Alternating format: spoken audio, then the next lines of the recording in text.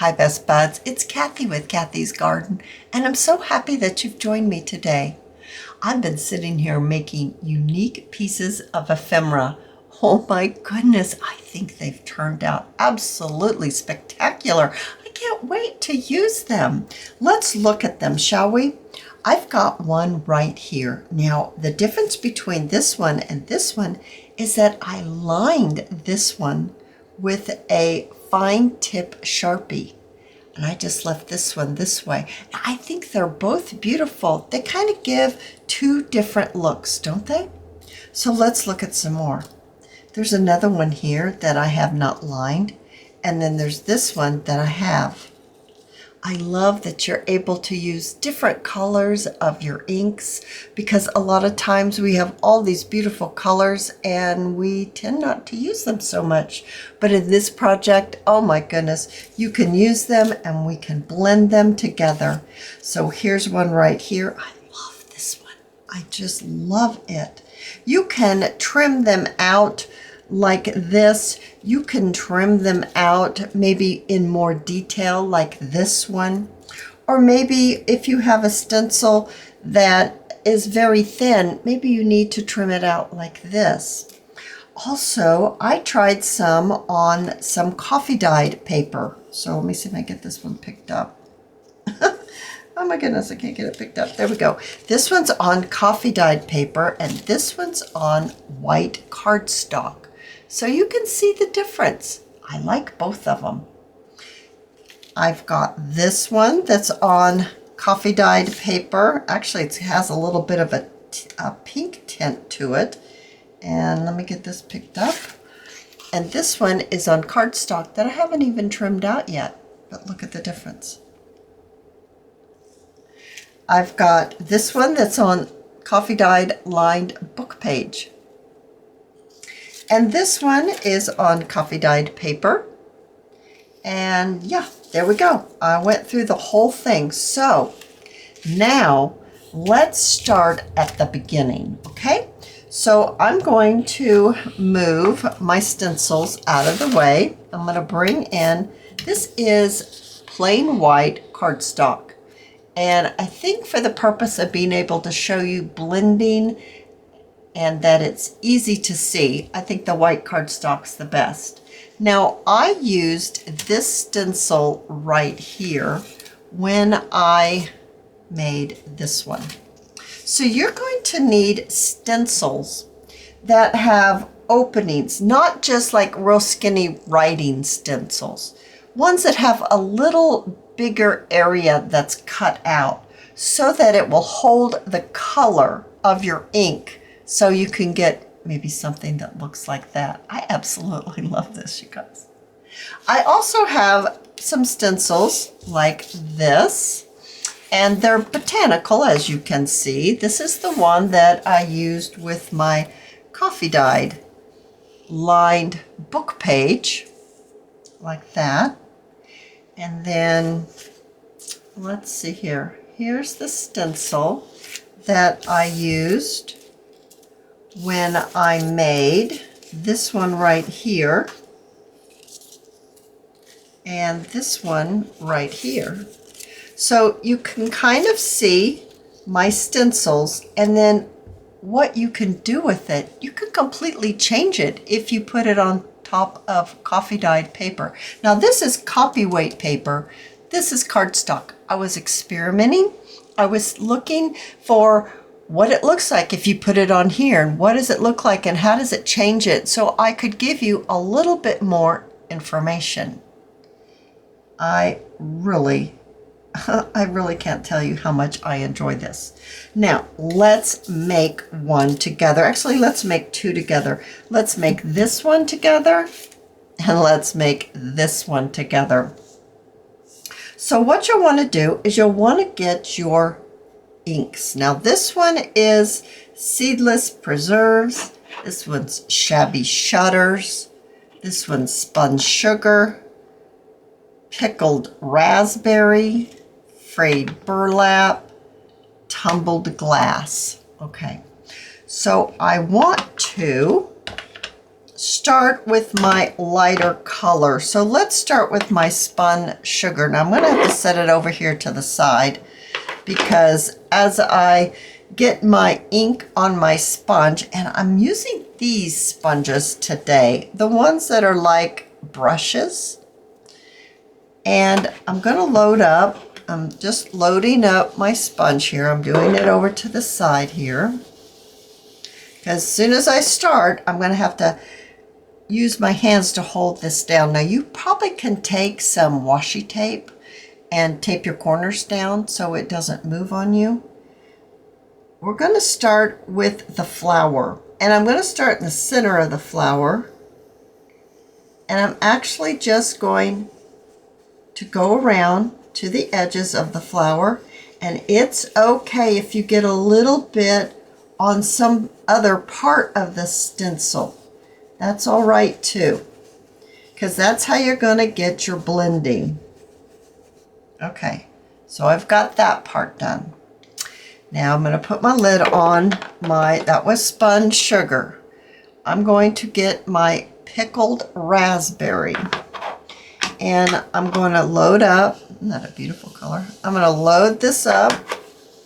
I just use the same sponge for the pinks. And I'm going to just do the center to get a darker color in the center. And if I just go around in a circle, it'll fray out and give kind of a feathered look.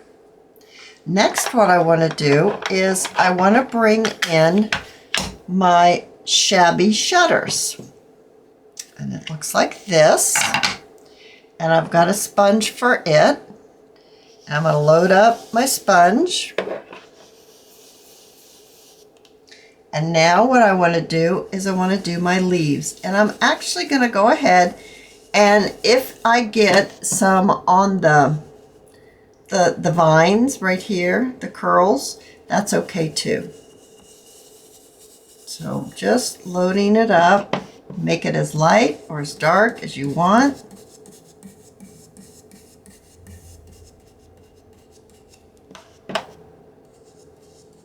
Just getting the colors on there. There's a leaf right there. Don't want to forget this leaf right there. I'm going to do this leaf. And as you can see, this leaf has some pink on it. That's okay. That's okay. It's just going to help with that. It almost gives it like a watercolor look, even though these aren't watercolors or anything like that. But it blends. It gives it that faded look when the pink fades into the green. Alrighty. Now what I want to do is I want to bring in I'm just going to hold my hand here because I'm afraid it might be moving. My frayed burlap. And I don't have one of those sponges for my frayed burlap. I just have this sponge. So I'm going to load up my ink, and I'm going to work on just placing this brown on the stem, the little vine part.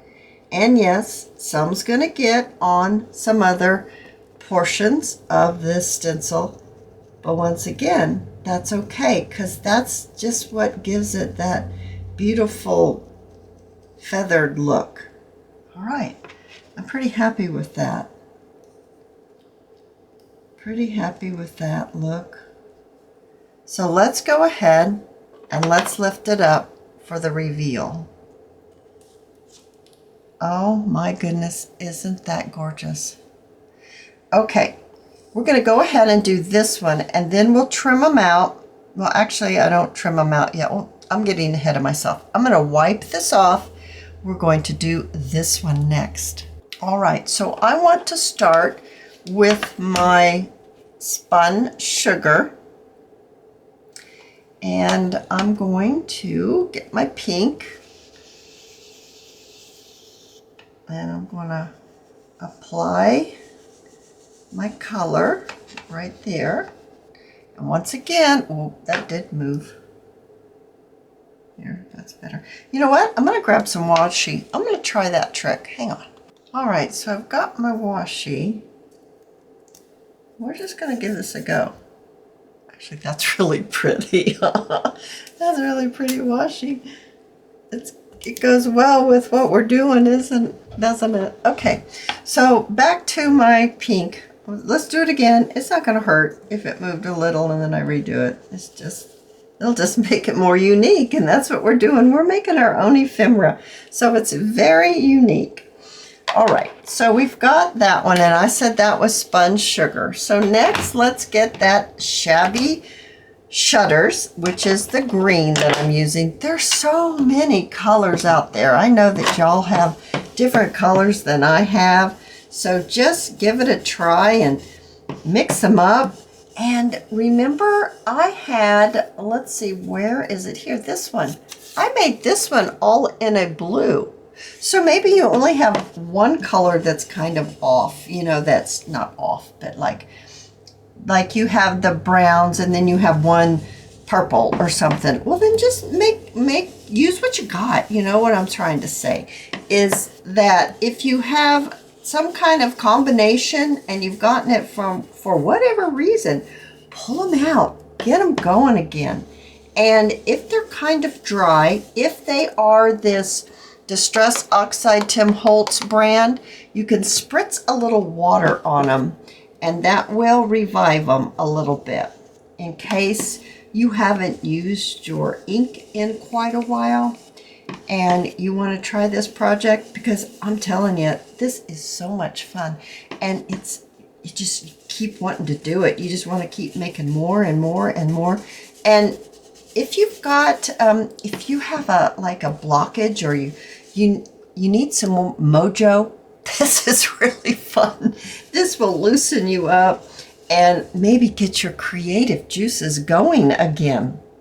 All right, so now we're going to layer again a little bit more. I'm going to bring in my frayed burlap right here. Let me get a drink. So this is my frayed burlap, and I just have this part for my frayed burlap. And what I want to do here is I'm going to kind of take the edge and I'm going to kind of go down the stems. So maybe going, my sponge is falling apart. Going down the stems like this, just to give it maybe a little illusion of having veins in the flowers and the plants. I'm going to blow that off. I need a new sponge. It's falling apart, but that's okay. We're going to continue on our project here because we're having great fun. I think we're ready to take this off. So I need to pull out my washi. So here we go. Oh yeah, that's perfect, you guys. That is absolutely perfect. That's what you need. It's just a little bit of washi on the corners just to hold it in place. And look at that. Oh my goodness, that is really nice. I'm going to brush it with a little Kleenex here just to get the sponge part off. What that is right there. Oh my goodness, I love it. Okay, next, you do not have to be an artist. You do not need to know how to draw or anything. We're tracing. We're going around things. I have a Sharpie here, and it's the ultra fine point. And I keep mine in my little jar with my pens and things upside down like this. I don't know if it really helps, but in my mind it helps keep the ink down. And I'm looking for a piece of scrap paper. And here's one. I want to just make sure that it's coming out, that it's ready to go. There you go. I've got the ink flowing now. And let's go ahead and go around. Now, I want to be able to see what's my next line going to be when I'm tracing. So I don't see it very well if I go this way, but I see it better if I go around this way. So that's how I'm going to start. I'm going to go around. Now, it's okay if you go over the ink a little. If you don't go close enough to the ink, That's okay. It just really, just if you get in the vicinity of it, it's going to give it a really cool effect. Take your time. You don't have to rush. Like that. And I'm going to go around these. I just think this is so much fun. And I don't know how much of this you want to watch, but I'm having a really good time. I don't know if you can tell, but I am. I think this is a lot of fun. So to do these, I'm just going to go around like that. You see my lines? They're kind of, oh, there we go. There's a good example. I missed that just a little bit. You see? I didn't get it really close to the color, but that's okay. See, it didn't matter. So I'm trying to say to you and to get the point across that I know some people are saying, I can't do that. My hands wiggle too much. It's okay if it's wiggly. Look, that's not even close to what it was, because once you get this on here, and you get all of your lines going around, it's all going to blend together. Now, if for whatever reason you're saying, Cathy, I just cannot do that, I'm like, okay, that's fine.